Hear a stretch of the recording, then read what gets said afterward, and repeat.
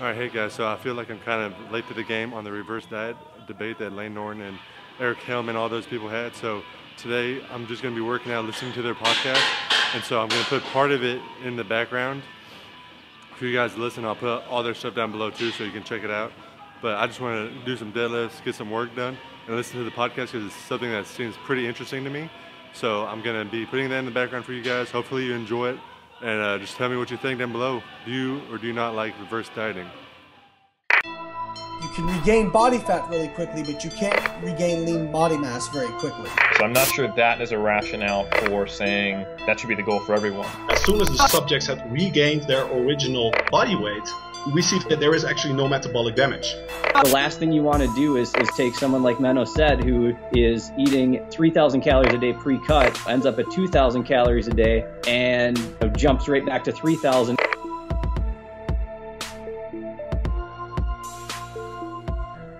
Just to introduce our guests here, so representing the against reverse dieting side in their speaking order, I've got Eric Helms on the line. So Eric is a pro natural bodybuilder. He's a competitive powerlifter. He holds no less than 2 master's degrees, one in sports nutrition, the other in exercise sciences. He's currently working on his PhD in New Zealand. Eric has published multiple peer-reviewed articles in scientific journals, including articles on recommendations for natural bodybuilding that I would recommend to everyone. And he is a coach at 3D Muscle Journey, coaching natural bodybuilders and powerlifters around the world. So it's a pleasure to have you here, and welcome to the show, Eric. Thank you so much, Jeff. I appreciate it. Also representing the against reverse dieting side, we've got Menno Henselmans joining us again. So Menno was on the podcast just a few episodes ago in episode 18, where we chatted about high-frequency bodybuilding and why he's not a huge fan of bro splits.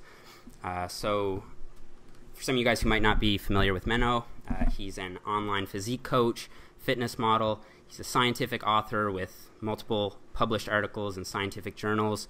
He's the director at Bayesian Bodybuilding. He's got a master's degree with distinction from the University of Warwick. And Menno, it's great to have you back, man. My pleasure. So representing the for reverse dieting side, we have Dr. Lane Norton with us today. So Lane is a pro natural bodybuilder. He's a world record holding powerlifter. He's got a PhD in nutritional sciences. He's published multiple articles in several scientific journals. And he is the owner and online coach at BioLane LLC. Lane, it's a real pleasure to have you on the show. So thank you for joining us. Thanks, Jeff. I appreciate being included. Then also on Lane's team for reverse dieting, we have Dr. Peter Fitchen with us in audio only.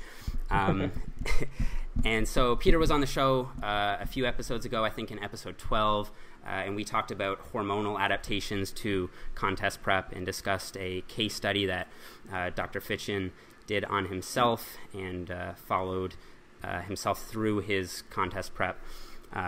So Peter is himself a pro natural bodybuilder. He's got a PhD in nutritional sciences that was earned or defended between these recordings. So congrats, Peter. And he's also published, multiple scientific articles in peer-reviewed journals. And he's the founder and an online coach at Fit Body Physique LLC. So welcome back, Peter. Thanks for having me back.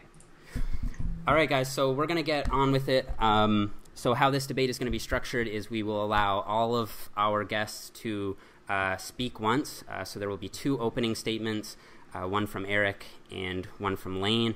And then we will have a round of rebuttals. So then Menno will speak, and then Peter will speak. And then after that, we're just going to have an organized discussion where the debaters can ask questions of one another, and I will do my best to moderate that and make sure that it stays organized. So without further preamble from me, Eric Helms, you can take it away. Sweet. Well, thank you so much for allowing me to start. First, I just want to start with kind of saying that probably the most important big thing that I hope everyone gets out of this is that you can have disagreements in a respectful way that actually improve everyone's knowledge and understanding of something. for just a brief bit of background, most recently, Menno and I had like a 1 week long debate on protein, and now we are on the same side of the table. And only a year ago, Peter and I were co-authors on evidence-based recommendations to natural bodybuilding, and only 3 weeks from now, I'll be presenting in Australia with Lane. So I hope everyone understands from that we don't necessarily have to be at each other's throats when there's disagreements, and that this can be something very productive. So anyway, I'm of the opinion that the primary goal post-show is to recover as fast as possible, psychologically and physiologically, and that some of the models of reverse dieting are focused too much on trying to prevent fat gain, when in fact the fastest way to recover metabolic rate and TDEE, total energy expenditure, is to put fat back on. The only reason for a physique competitor, let's say a male physique competitor or bodybuilding competitor, to have striated glutes is if they're going to be on stage. And the quickest way to get in a state where they are healthy again, mentally and physically, is to get out of that state. So I think some of the problems, quote unquote, with reverse dieting really come down to how it is applied and what it is meant to mean. And for every person who says reverse dieting, there's probably another definition of what reverse dieting is. So before I start talking about this, I just want to apologize if I strawman the other team based on what I'm discussing, because it may be that there are more similarities rather than differences in the approaches that we think are optimal. But I will talk about the one that I think is problematic. The approach where you stay in a calorie deficit for a prolonged period, say 3, 4, 5, 6, 7 weeks or even months post-show, before getting into a surplus, in the hopes of adding food while staying lean, is basically just prolonging the diet. And I think this approach not only creates further complications mentally and leads people down the pathway towards struggling with eating disorders, but also subverts the off season, and it's longer before you get to a point where you're hormonally in a place to make gains, have enough body fat to actually train as hard as they could, and it's just they're not in a position to make progress. And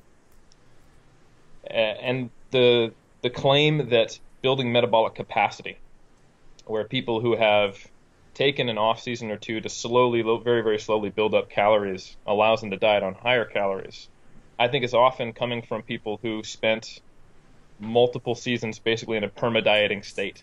Like we talk about perma-bulking, but a lot of the people who I have seen who have had quote-unquote success with the slow, drawn-out reverse diet come from a background where they were competing every single year and doing so in a very harsh state.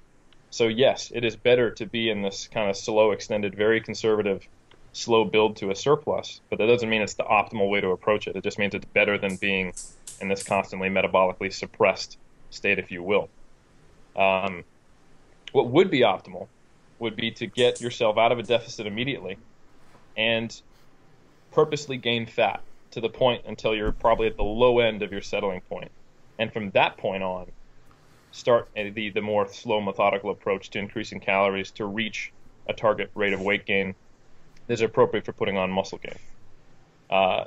Doing so prevents a lot of health issues. In women, specifically, the loss of the menstrual cycle is a common thing, and in some categories, say bodybuilding, it's more common than not to have it go away. And the hormonal adaptations that occur that result in amenorrhea can have long-term consequences for health, such as bone density. And on the physical side of it, on the psychological side of it, we also know that eating disorders are not simply just a state of mind, but they are a biological consequence of dieting to extremely low levels. We know from the Minnesota semi-starvation study that many of the symptoms that we associate with anorexia were induced by dieting. So a lot of the problems that come from dieting and the psychological stresses that a competitor incurs are due to having to diet down. And being in a prolonged state of dieting is not an ideal way to get out of that. I think we have to approach a recovery diet looking at people as people rather than purely as bodybuilders. And even if you were to go back 2 years ago or a year and a half ago, 3DMJ ourselves, we used what would probably be considered an overly conservative reverse dieting approach. And we ended up stopping because we had about a 10% success rate. It's so common for people to say that the period after a show, the reverse diet, is harder than the diet itself. And we accept this at face value, but I actually think there's something wrong with that. That really should give us pause. It should make us think, is this the best way to do it? Is the sacrifice of having only 1 out of 10 people actually be able to follow the quote-unquote plan worth the potential benefit of maybe being leaner or having a faster metabolic rate or being able to diet on higher food? And then we actually have to question whether that's true. Because now that we have a few years of not using the reverse diet compared to having used the reverse diet, even in the people who were successful, our anecdotal experience has been that they don't get to diet on higher food the next season. They don't necessarily start leaner. Really, the only goal should be to prevent binging, to prevent fat overshoot, and to allow a person to have a productive off-season. And while the reverse diet can get you there, it does so with a lot of stress.